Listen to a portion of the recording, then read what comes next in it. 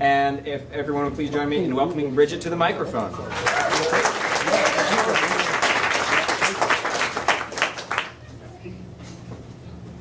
Hey, I'm Bridget. Ready?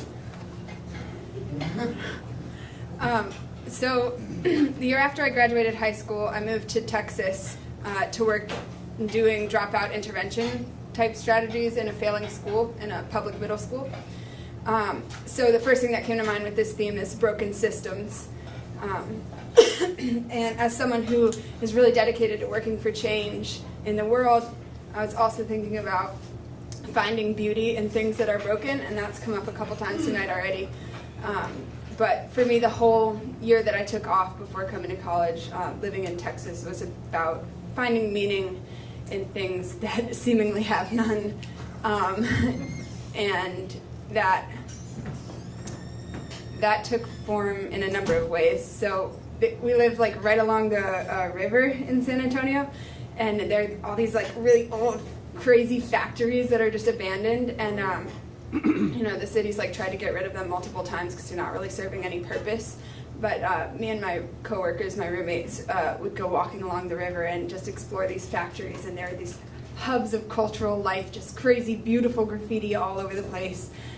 There's one old Lone Star brewery that had a swimming pool in it. We're not sure what that's for in the brewing process, I guess. I don't know what they use that for. But there are these BMX bikers that would come in there and just do like these crazy tricks. So we would spend our free time when we got done working our 70-hour weeks. We would spend our free time watching these bikers just go crazy in there. So finding meaning in that, and then I think the one definitive story for me about my time in Texas came out of an interaction with a student that I worked with throughout the year. And so we ran after-school programming that we designed ourselves. And there was one day that I just came in exhausted, no idea what to do with them in after school. Hadn't lesson planned the night before because I just was like totally emotionally overwhelmed by what I was seeing day to day in the dropout factory that I worked in. So I just came in and I was like, you know what, just sit down. No one talk to me until you've written a page about something beautiful, something that you find beautiful. So all the kids, you know, grumbling, sat down to start their essays, and this one boy, he was so resistant the entire year. Like, you could not make this kid read a book in public. You could not get him to do anything. And he sits down and starts writing immediately, like nonstop the entire time, long after the other kids were finished. And I was just kind of like trying not to get excited about it, because when you act excited in front of kids, they like kind of shut down. So you have to be like sneaky from afar about appreciating them.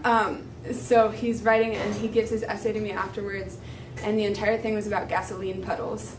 And I was just like, you know, Tay, this is awesome. Like, this is so cool. It was the most original out of all the essays. But why did you choose to write about this?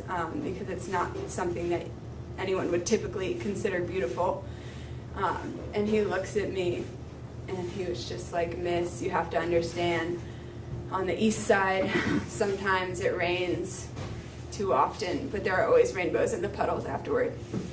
And I think that one moment just sums up everything about what I was doing.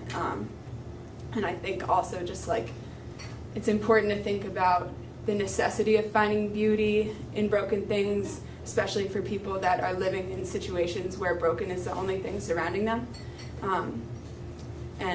Yeah, just thinking about privilege and that, and my ability to walk away from that situation and share that story with you is an important thing.